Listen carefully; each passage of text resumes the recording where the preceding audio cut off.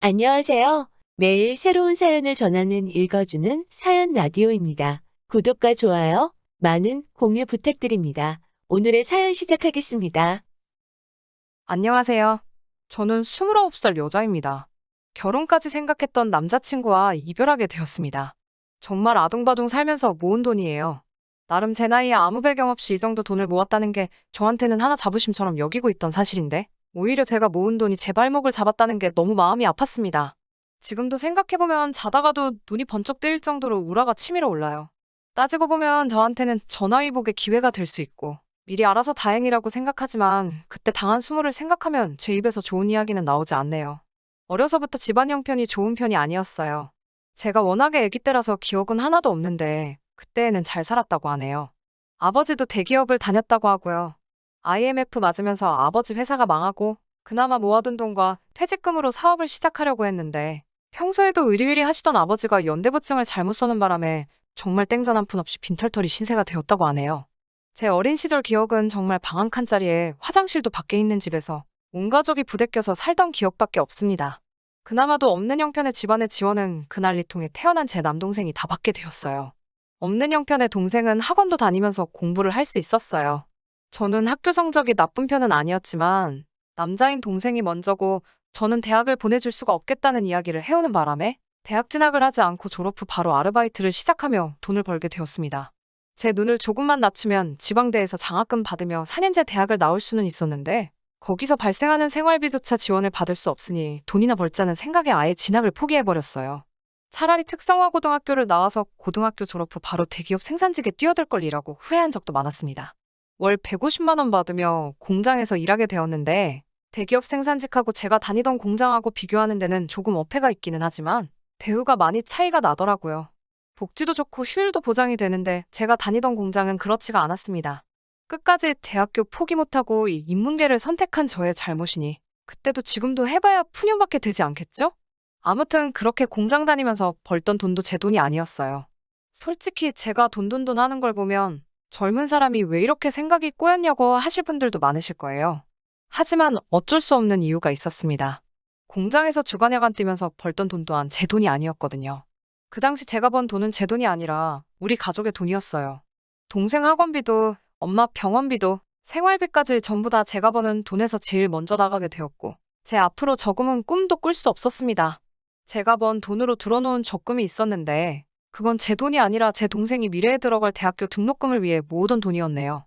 그걸로 가족들하고도 많이 싸웠지만 동생이라도 잘 풀리게 하자는 말에 설득이 되어서 바보같이 밑빠진 독에다가 물을 붓고 있었습니다. 그 적금이 어느 정도 쌓였을 때쯤 저는 가족들과 끝내 연을 끊게 되었습니다. 아버지가 무슨 기대를 하신 건지는 모르겠지만 그 돈을 들고 도박장으로 가셔서 개털이 돼서 돌아오셨죠. 도박으로 돈을 얼마나 불려서 돌아오실 계획이었는지는 모르지만 아무튼 그 사건이 도화선이 되어서 저는 가족들을 떠나 혼자 독립하게 되었습니다. 어머니가 처음으로 그때 저한테 미안하다고 눈물을 펑펑 쏟으며 사과를 하셨어요. 그때 마음이 약해져서 참아볼까도 했지만 저의 행복도 찾아야 하지 않겠냐는 생각에 뒤도 돌아보지 않고 가족의 품을 떠났습니다. 그 뒤로 정말 악착같이 돈만 모았어요. 학력도 경력도 아무것도 없으니 제가 할 수 있는 일이나 직장은 굉장히 한정적이었어요. 제가 들어갈 수 있는 선에서 안 해본 일이 없는 것 같습니다. 솔직히 일을 하면서 저에게 더러운 유혹을 하는 사람들이 굉장히 많았어요.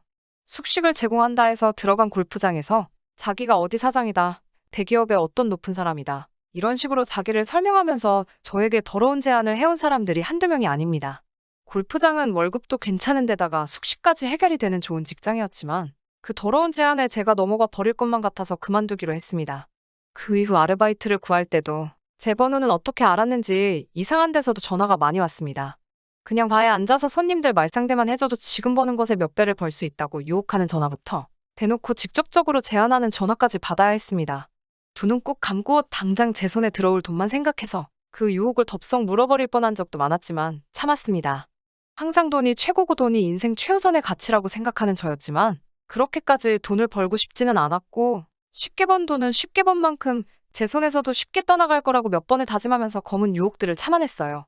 그런 유혹들 다 뿌리치고 몸이 골아가면서까지 생고생을 해가며 악착같이 모은 돈이 1억 5천이 되었습니다. 고등학교 졸업하고부터 일을 하면서 8년 만에 이뤄낸 쾌거였습니다. 남들 꾸미고 다니고 여행 다니고 자기가 먹은 것들까지 전부 다 사진으로 SNS에 올리며 자랑을 할 때 저는 화장품 살 돈 아낀다고 베이비 로션을 바르고 다니고 먹고 싶은 게 있을 때는 다른 사람이 먹는 먹방 같은 걸 틀어놓고 그 앞에서 라면으로 끼니를 때우면서 모은 돈입니다. 누구한테는 큰 돈일 수도 있고 누군가한테는 정말 사소한 액수일 수도 있어요. 저도 무작정 돈을 그 정도 모으면 세상을 다 가질 수 있을 거라 생각했는데 그 돈을 가지고 제가 당장 할 수 있는 게 아무것도 없더라고요. 서울에서 사는 게 의미가 있냐는 생각도 들고 그때 번아웃이 아주 세게 왔습니다. 아침에 일어났는데도 개운하지가 않고 우울감에 일하고 싶은 기분마저 들지가 않았어요. 마침 제가 살던 반 지하방 계약을 갱신할 때가 되어가는 와중이라 고시원 총무 자리를 구하게 되었습니다. 수입은 반이나 줄겠지만 숙식도 어느 정도 해결되고 큰 생각 없이 일을 할 수 있어서 나름 저한테 주는 휴가라고 생각하기로 했어요. 그 고시원에서 결혼을 생각한 남자친구와 만나게 되었습니다. 남자친구는 저와 동갑이었고 연이은 취직 실패해 공무원이 되겠다고 고시원에 들어온 케이스였어요. 고시원 총무일을 하면서 고시원에서 눈 맞은 커플들을 보면 공부하러 와서 무슨 연애질을 하느냐 하는 생각을 했는데 제가 그걸 하게 되었네요. 남자친구가 제 인생의 첫 연애는 아니지만 제 집안 사정이나 데이트 때문에 아르바이트를 포기할 수 없다는 제 태도에 도망간 남자들이 한두 명이 아니었거든요. 그런데 이번 남자친구는 달랐습니다. 이제 와서 생각해보니 고시원 총무를 하면서 제 인생 처음으로 생긴 여유 때문인지 다르게 느꼈던 걸 수도 있겠네요. 아무튼 남자친구는 4년제 대학을 나와서 번듯한 직장 하나 갖지 못하고 여기저기 이력서를 내면서 기웃거리다가 결국 공무원을 하겠다고 고시원으로 들어온 케이스이기는 했어요. 그래도 제 상황도 이해해주고 저한테 참 잘하는 모습에 평생 돈만 쫓으며 살아왔던 제 인생에 조금씩 변화가 생기기 시작했어요. 제 나이도 있고 언제까지 이렇게 제대로 된 직장 하나 갖지 못하고 아르바이트만으로 돈을 벌 수 있을까 하는 생각도 들어서 정착을 하고 싶은 마음이 생겨나기 시작했어요. 그렇게 남자친구와 결혼 이야기가 오고 가게 되었고 그때 처음으로 제가 모아놓은 재산을 남자친구에게 공개를 했어요. 1억 5천이 있다는 말에 남자친구가 눈이 휘둥그레지더군요. 사실 자기 부모님들이 결혼할 상대의 학력을 중요시 여기는 분이라 걱정했는데 저한테 돈이 그만큼 있다니 부모님들이 충분히 이해해 주실 거라고 하는 말에는 살짝 기분이 나빴습니다. 배움이 그 사람을 평가하는 척도가 될 수 없다고 생각했기 때문인데 또 한편으로는 배움을 포기하고 돈을 벌어야 했던 제 상황에 대한 자격지심일 수도 있다는 생각이 들었기 때문에 그때는 아무 말 않고 있었어요. 남자친구의 부모님을 만나기로 한 전날 남자친구가 저에게 종이 한 장을 들고 찾아왔습니다. 남자친구가 종이를 들고 찾아와 저에게 참으로도 어이가 없는 요구를 하더라고요. 종이에 제가 살아온 인생을 처음부터 끝까지 적어달라고 하더군요. 마치 이력서에 쓰는 자기소개서 같이 말이죠. 남자친구 집안이 얼마나 대단한 집안인지는 궁금하지도 않았어요. 어차피 여태까지 혼자 살아왔고 결혼으로 인생 대역전을 한다는 기대 따위 해본 적도 없거든요. 그런데 결혼하는 게 취직하는 것도 아니고 예비 시부모님께 이력서 쓰듯이 자기소개서를 써다가 바쳐야 한다는 게 말이나 되나요? 그것보다 세상에 이런 걸 요구하는 시부모님이 또 계신가요? 저는 당연히 싫다고 했어요. 싫다기보다도 애초에 너와 내가 서로 사랑해서 하는 결혼에 이런 게 어디에 필요한 거냐고 물어봤어요. 남자친구는 자기 아버지가 말씀하시기를 서로 다른 인생을 살아왔으니 어린 시절, 학창 시절은 어땠는지, 사회생활은 어떻게 했는지 제가 살아온 이야기를 간략하게나마 알고 싶어 쓰라고 하는 거니 큰 의미를 두지 말라고 하네요. 분위기상 저도 펜을 붙잡고 책상 앞에 앉았어요. 제 불우했던 과거를 돌이켜보는 것도 기분이 이상했지만 무엇보다 왠지 모르게 이런 걸 써야 한다는 사실이 수치스럽고 눈물이 나려고 하더라고요. 결국 저는 펜을 내려놓았어요. 남자친구가 한 글자도 안 썼네? 하면서 대학교 안 나왔어도 글은 쓸 줄 알지 않아? 라고 하는 말에 폭발해버렸습니다. 남자친구에게는 제가 이걸 진정으로 쓰기 원한다면 나도 너와 너네 부모님에 대해서 아는 바가 하나도 없고 어떤 사람들인지 결혼을 결심하기 전에 나도 알아야겠으니 너네 부모님 거부터 작성해서 저한테 가지고 오라고 했어요. 한참을 다투면서 남자친구의 부모님이 저한테 저딴 걸 써오라고 했던 진짜 이유를 듣게 되었네요.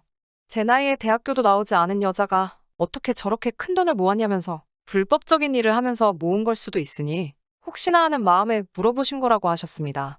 그때 그냥 뒤집어 버렸으면 될 것을. 미안하다고 매달리며 자기는 저를 믿는다고 부모님은 자기가 어떻게든 설득해보겠다고 사과하는 남자친구 모습에 마음이 약해져서 결국 자소서는 쓰지 않기로 하고 다음날 부모님을 만나기로 했어요. 약속 장소에 가니 아버님은 회사 일 때문에 조금 늦으실 거라고 하고 어머님과 남자친구 넷이서 먼저 이야기를 주고받았어요. 남자친구는 내 기분이 아직 완전하게 다 안 풀린 걸 알고 눈치를 보면서 있는데 어머님은 제 기분 따위 알고 없으셨는지 별로 궁금하지도 않은 걸 늘어놓으시면서 우스대더라고요. 남자친구가 우리 집 아들 중에서는 제일 안 풀린 케이스지만 머리가 좋은 아이니 곧 공무원에 합격을 할 거라고 하더라고요.